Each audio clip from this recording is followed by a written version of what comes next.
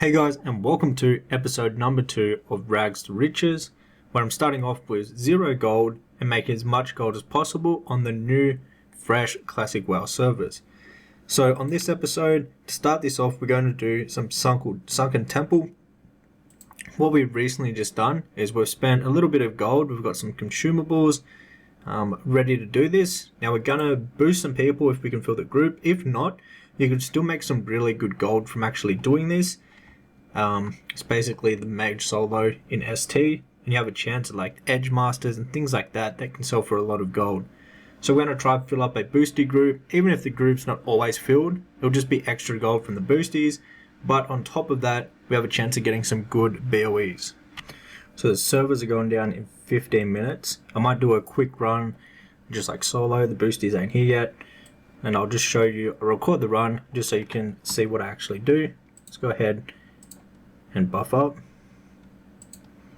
I want to throw on damper magic, and now what I'll do is I'll record this and I'll fast forward it, and this way you can see how it works. I do have an in-depth video about this, but you do want to have nature protection potions. And then the spec that I'm going with is basically improved blizzard, and then I've also went into arcane, and I've got absorb magic and also clear cast. And this one's pretty important too, because we're just going to be basically blizzarding them. Right, so I'll fast forward this part, and I'll show you how the run works. These first mobs you just want to cone a cold. There'll be another patrol pack. You can nova them. You want to run up here, and you want to jump down and make sure you blink, because if you don't blink, you'll pull aggro on the mobs. Now, because I'm level 60, I don't have to jump up on the side, but if you're lower level, you jump up on the side part and run along there. Now, my problem, what I just did with these two dragons, is I need to actually cast another spell so they keep getting chain pulled to the boss. So just like that, once you pull the boss RP, run around this corner, you can mana up because you'll actually be out of combat. Get ready. You can also throw mage armor on now or just before the pull. Wait till all of the mobs stack up on the boss. Now, you can't wait too long or they'll de-aggro, so you want to make it about a minute or so. You want to pull the mobs, rank 1 blizzard them to stack them up a little bit more, put on all your shields, and then jump up on the ledge part here. As soon as the mobs are in range of hitting you, you want to ice block, and then once they run past you, you'll be able to start doing the kill phase. And basically for the kill phase, as a gnome, you have to do it at this location right here, and you just jump up and jump down, and you blizzard them just like I'm doing right now. So it's actually very easy to do.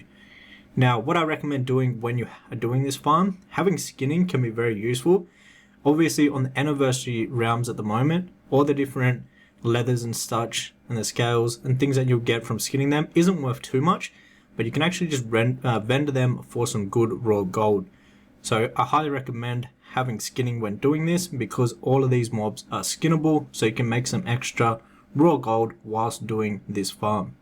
But as you can see, you just want to make sure you're juggling them up and down. When you jump up, they'll run the other way, and when you're down on the ground, they'll come towards you. So it's actually very easy to juggle these mobs.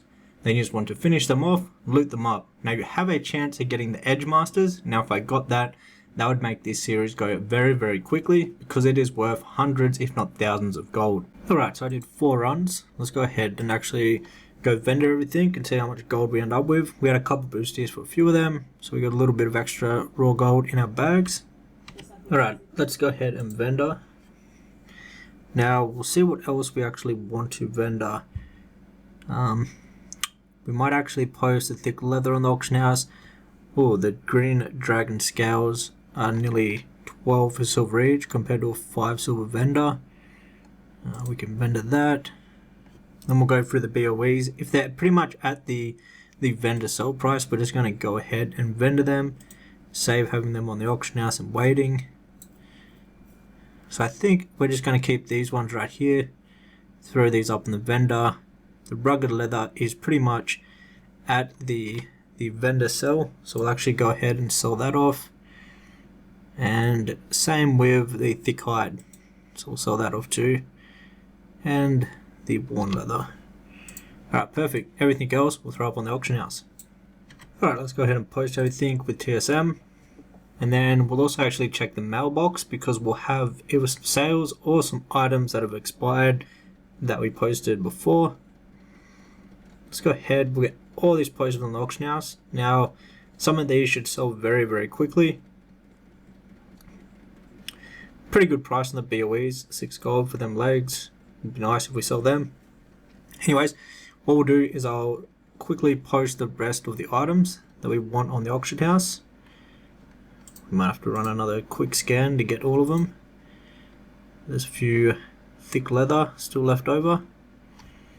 There we go.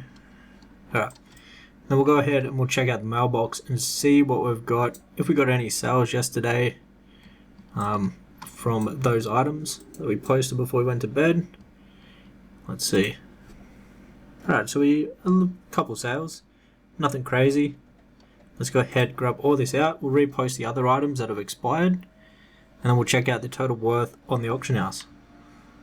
Alright, so the auction house is sitting at 53 gold at the moment, and we've got 181 gold in the bags. Next up, I'm going to do a few boosts for stockades. There was some people looking at trade chat, so I thought I might as well go ahead and do this. It's an easy like 60 gold for the 5 lockouts, so 15 gold each from each person, and they will get 5 runs. So this is just a quick and easy way. You can get this done in about half an hour to 40 minutes. And then obviously you have a chance of getting some like the blues and also your vendor, all of the junk items that you get. So it's a decent amount of gold for the amount of time that you put in. And it's just something very, very easy to do. So I went ahead and I got a group together of 4 boosties and myself. So that's 60 gold from the boosties. And then obviously we can vendor some of these items. So I went ahead and done all of that. So that was all 5 runs that were done. We did them in about, I think about like 35 minutes or so. So very quick and easy to go ahead and do that just for some quick gold. Obviously we vended a bunch of the items that we got. So we have a decent amount of gold at the moment. We're sitting at 252 gold in our bags, which is very nice. And also we got some items that we're going to sell up on the auction house just for a little bit more gold. Like some of them you can sell them on the auction house for like 1 gold or like over 50 silver, where if we just vended them it'd be like, you know, 10, 20 silver. So the next thing that I wanted to look at was a good material to farm, and the fell cloth is currently going for about 2 to 2.5 gold. So we're going to head over to this farming location. We're actually going to get a summon. Even though the summons are actually very expensive at the moment, we might as well get a summon. It will save a lot of time. So we'll get summoned to Winter Spring, and then we'll just run over to the fell cloth farm. This way we can save some time. So I believe this guy wanted 5 gold for a summon, which is pretty crazy considering we're on like fresh servers. But anyways, we'll pay for the convenience and we'll make our way over to the fell cloth farm. So this is the fell cloth farm. You're going to be killing the jade fire mobs over in Fellwood, and there is a bunch of these.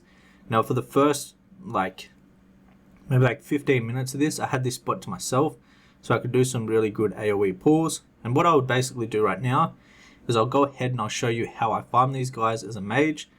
Obviously you can do this on any class. This is why I wanted to add in some farms like this, where anyone can do this. Anyone that has basically a DPS class, they can come and do farms like this. As you can see, we just got a fell cloth. So what you're going to be making gold from when doing this is the fell cloth and the rune cloth. That is going to be like the main thing that is going to make you gold.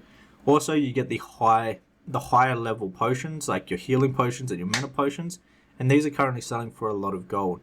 You also get demonic rooms, which can come in handy. You can't sell them on the auction house, but they are very useful for a mage because basically you can click on it and it will take away some of your health, and in return you'll get some mana back. This is really good for like raid and high level dungeons, just so you don't run out of mana that easily. So as you can see, we're just going through basically AoEing all of these different Jadefire mobs. Super easy to do. So I'm going to go ahead and I'll do this for 1 hour, and we'll see how much loot we end up getting after 1 hour of doing this. So we're coming up on the hour now, and as you can see down on the left hand corner, we've got about pretty much 45 gold within the hour from doing this, and this is for the auction house value. So if we go ahead and see what we actually got, we got 9 fell cloth, a bunch of rune cloth, some potions, and a few BOEs and a recipe, which is pretty decent. Obviously not as much as you can make by doing like boosts or soloing dungeons, but it's still a pretty good gold farm, especially because anyone can do this. So if we go ahead and we'll check out our mailbox, we've got some sales that we got from doing ST, or Sunken Temple, yesterday, where we did a bit of skinning in there. All of the thick leather sold, and a couple BOEs. So let's go ahead and collect all of this gold, and this is going to bump us up a bit more gold in our bags, which is looking really good. Let's wait till all of this gets added to our bags. Oh, we sold a BOE for 5 gold. So now we're currently sitting at 267 gold in our bags, which is super nice. We also have a decent amount of items that we're going to post up on the auction house, which should lead in a decent amount of sales.